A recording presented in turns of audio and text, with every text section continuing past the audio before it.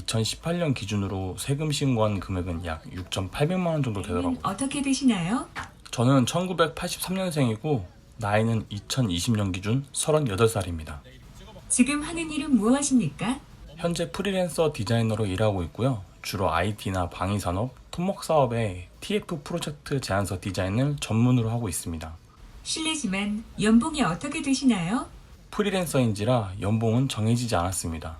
2018년 기준으로 세금 신고한 금액은 약 6,800만 원 정도 되더라고요. 그렇다면 연봉이 차 사는데 의미가 있다고 보시나요? 제 생각엔 연봉은 차 사는데 크게 영향을 미치지 않는다고 생각합니다. 연봉보다 중요한 건 나의 현재 소비 패턴에서 얼마나 더 차에 쓸 수 있는지가 더 중요하다고 보고요. 저는 지금 제가 타는 니로 EV 정도가 딱 제 삶에 맞는 차라고 봅니다. 현재 사는 집은 작으신가요? 집이 먼저라고 생각하시나요?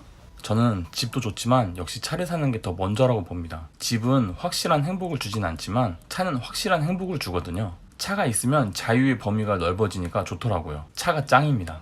이전에는 어떤 차를 운전하셨나요? 가장 처음에 탔던 차는 1500cc 엘란트라였고요. 그 다음에 심장병의 상징 1.6 라세티 프리미어, 그리고 결혼 준비 중에 경품으로 받게 된 1세대 K3, 티몬에서 잠깐 팔았던 1.6 니로 하이브리드, 소카에서 운영했던 제로카인 아반떼 AD 1.6, 마지막으로 현재 타고 있는 니로 EV 정도가 제가 돈 내고 몰았던 차들입니다. 그 외에 아버지 차는 뭐 NF 소나타 트랜스폼 정도 몰았었고, 카니발 11인승과 스타렉스도 종종 몰았습니다. 그리고 제가 직업인지라 렌트카도 자주 운행합니다. 아니 잠깐 경품으로 K3를 받았다고요? 실화인가요? 네, 그렇습니다. 결혼 준비 중에 혼수를 롯데백화점에서 하게 되었는데 그 백화점들 보면 웨딩 페스티벌이니 뭐니 하면서 행사하지 않습니까? 그때 1등 경품이 K3와 가전 풀세트였는데 운이 좋게도 1등에 당첨되었습니다. 그래서 K3는 저희 부부가 갖고 나머지 세탁기, 냉장고, 김치 냉장고는 장모님 댁에 드리고 에어컨은 저희 본가 부모님께 드리고 TV는 아마 중고로 처분했던 것 같아요. 니로 하이브리드를 타다가 니로 전기차로 갈아탄 이유가 있나요? 하이브리드 타보신 분은 아시겠지만 하이브리드의 최대 장점이 연비가 아닙니다. 바로 엔진이 돌지 않아도 차가 움직인다는 건데요. 저는 그 고요함이 너무 좋더라고요. 하지만 단점도 바로 이 엔진이 돌아버리는 순간 차가 시끄러워진다는 건데요. 그래서 이 부분에 대한 불만을 갖고 있던 중 차라리 이럴 거면 그냥 엔진이 아예 없는 전기차로 넘어가는 게 낫겠다는 생각이 들었고, 그 전에도 제주도에서 운전해본 BMW i3하고 현대 아이오닉 일렉트릭을 운전하며 경험했던 것도 너무 좋은 기억이었기 때문에 저는 바로 니로 EV를 사전 예약해서 구매하게 되었습니다. 거기에 뭐 지금 제가 사는 아파트에도 전기차 충전기가 설치되니까 더 이상 미룰 이유가 없더라고요.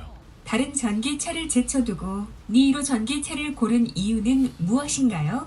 일단 볼트 EV는 사실상 스파크 EV라고 봐야 될 정도로 차폭이 좀 좁았고요. 코나 EV도 차는 좋지만 뒷좌석이 너무 좁았습니다. 그리고 이전에 니로 하이브리드를 타면서 니로의 패키징에 대해 너무 만족했던 상태라 굳이 모험을 하고 싶진 않았어요. 그래서 니로 EV를 구매하게 되었습니다. 어디서 정보를 많이 얻으셨나요? 저는 카카오톡 단톡방에서 가장 많은 정보를 얻었는데요. 전기차 유저 단톡방이 있는데 그냥 그거 보고 있으면 많은 정보를 얻을 수 있더라고요. 니로 전기차의 결함은 뭐가 있나요? 첫 번째 현상이 너무 추우면 스마트 크루즈 컨트롤 시스템이 먹통이 되는 현상이었는데요. 한 영하 5도? 그 정도 이하로 내려가면 이유 없이 시스템이 오류났던 걸로 기억합니다. 물론 지금은 ECU 업데이트로 전부 해결된 상태고요. 저는 딱히 이 현상이 발견되진 않아서 천천히 업데이트하려고 했는데 기아에서 전화가 와서 고객님 지금 경기 지역에 리콜 업데이트 안 받으신 분은 오직 고객님 뿐입니다. 그러니까 가까운 오토큐 가서 업데이트 받아주세요 라고 연락 오더라고요. 두 번째는 패드 시프트의 내구도 문제인데요. 전기차의 경우 패드 시프트의 사용 빈도가 높은데 이 패드 시프트의 내구도가 약합니다. 어떤 분은 2만 킬로 만에 패드 시프트가 헐렁거려서 교체받은 분이 있다고 하시더라고요. 아마 이 부분은 앞으로 계속 고질병으로 가지고 가지 않을까 생각됩니다. 세 번째는 다이얼 변속기 가운데 P부분의 링이 아무 이유 없이 금이 가는 문제인데요. 현재 제 차도 그렇게 금이 가 있는 상태고요. 사용에는 문제가 없지만 가까운 시일 내에 교환받으러 가야 할 것 같긴 합니다. 네 번째는 로우암 부싱의 내구도 문제인데 전기차가 워낙 무거워서인지 바퀴 쪽에서 뜩뜩거리는 소리가 난다는 분이 계시더라고요. 아직 제 차는 괜찮지만 이 부분도 나중에 문제가 생기지 않을까 싶습니다. 마지막으로 제 차는 에어컨 냉매가스가 새는 결함이 있었는데요. 6월 초에 가족과 함께 강원도로 놀러 가던 중 이상하게 차에서 에어컨이 안 나오더라고요. 이상하다 싶어서 강원도에 가까운 서비스 센터를 들어갔는데 점검 결과 차량에 에어컨 냉매 가스가 하나도 없다고 하더군요. 그래서 일단 강원도에서 놀 건 다 놀고 군포로 돌아와서 의왕 서비스 센터에 맡겼는데 처음에는 에어컨 가스 냉매 보충만 한다고 해서 그렇게 서비스 받았는데 바로 3일 뒤에 에어컨이 안 나오더라고요. 두 번째 찾아가니까 이번에는 냉매 보충을 적게 한 것 같다고 하면서 다시 충전을 받았는데 또 일주일 후에 에어컨이 안 나왔고요. 세 번째 찾아갔을 때는 에어컨 관련 호스를 전부 교체하고 이번에는 진짜 괜찮을 거라고 하면서 냉매를 충전했습니다. 그렇게 한 달 반 정도를 서비스 센터 오고 가면서 겨우겨우 수리했고요. 물론 보증사항이라 제 돈이 나가진 않았지만 에어컨 냉매 가지고 3번이나 정식 서비스 센터를 들락날락한 경험이 그렇게 좋진 않았습니다. 그리고 의외로 전기차 예비 오너분들이 걱정하시는 게 바로 배터리 부분인데 배터리 부분에선 딱히 결함은 없었습니다. 작년에 전기차에서 불나고 난리 난 적이 있었는데 그거는 뭐 죄다 현대 코나였잖아요. 의외로 니로 EV는 그런 문제는 안 생겼습니다. 영업 사원을 고른 기준은 무엇인가요? 저는 전기차 단톡방에서 열심히 영업하시던 전기차 전문 영업사원분에게 계약했습니다. 전기차가 워낙 변수가 많아서 많이 해본 분에게 해봐야겠더라고요. 그 영업 사원에 대한 만족도는 어떠신가요? 저는 5점 만점에 3점 정도 드리고 싶습니다. 왜 3점이냐면 사실 전기차 출고의 핵심이 언제 차량이 출고되고 언제 차량의 보조금을 신청하느냐에 달려있는데 원래 차량 보조금 신청을 영업사원이 알아서 하는 게 맞거든요. 근데 제 경우에는 영업사원이 제대로 진행을 안 해줘서 그냥 제가 직접 했었습니다. 그래서 하마터면 보조금을 못 받을 뻔했어요. 그렇게 돼서 만약에 제가 2018년이 아닌 2019년에 차량을 받았다면 저는 한 300만원 정도 손해를 봤을 겁니다. 그럼 그 영업 사원을 다른 사람에게도 추천하실 수 있나요? 그래도 저는 이분을 추천할 것 같습니다.